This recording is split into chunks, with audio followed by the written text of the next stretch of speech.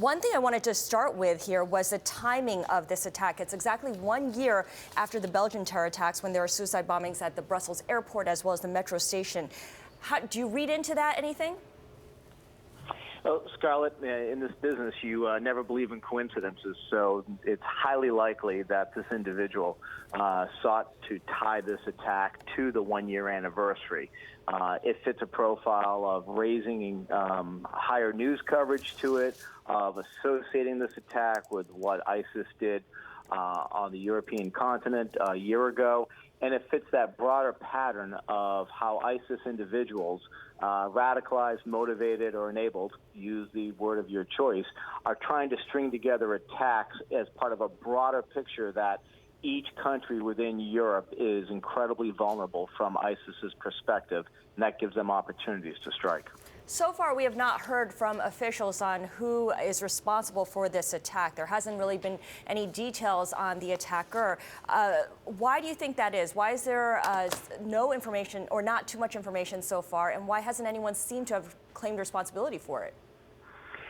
And that part is interesting because typically we've seen ISIS and those affiliated with it rush to social media in the aftermath of an attack to claim that responsibility and to associate themselves. So although I did say ISIS, there is a remote possibility this individual had no affiliation, and there may be other circumstances around why he did what he did, this act of murder.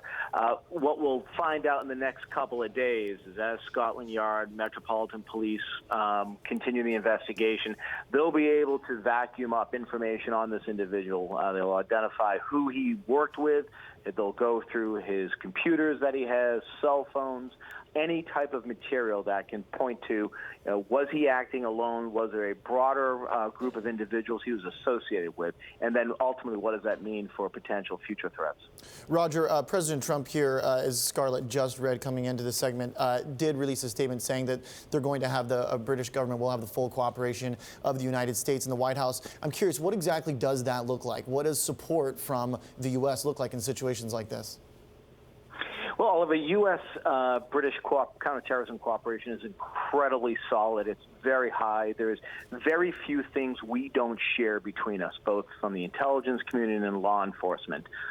Where there has been hiccups in the past, I believe those have been smoothed over. And so in cases like this, in the aftermath of an attack, certainly the U.S. intelligence community will provide any information they might have that in hindsight could point to specific individuals who might be involved. But it's highly unlikely that'll be the case. What we've seen so far in these type of attacks in Europe is individuals who've done a very good job in hiding their planning, and really before they go operational, there's very little information that law enforcement or intelligence officials can point to and say, oh, we knew this individual was about to conduct this attack. So we will certainly provide anything that the British government needs. But in this type of scenario, my guess is this is political support. It is the type of support we give to our closest ally. I'll be very surprised if we have anything specific that will help them in this particular investigation. Looking ahead, as the MPs, the members of Parliament, are still in lockdown right now, what do you anticipate the security to be like across London, not just in the area of Westminster, but across other significant landmarks to be like over the next coming days and weeks, especially as the UK gets ready to trigger Article 50 of the Lisbon Treaty to begin Brexit negotiations? So I think the landmark component to the Scarlet's very important. So the individual who did this was looking for a very high-profile effect. He went to an iconic landmark, one that would generate a tremendous amount of media coverage, and also sends a signal that the heart of London, its political process, a place where there is a tremendous amount of tourism and visitors, is vulnerable. So that objective is achieved whenever these type of attacks happen. What you'll see London police authorities do is expand the security perimeter around a number of high-profile landmarks and have a more visible deterrent. I think Mark Rowley spoke in his press conference about reminding Londoners not to be alarmed by a larger visible presence of armed police. And that is part of that deterrent effect.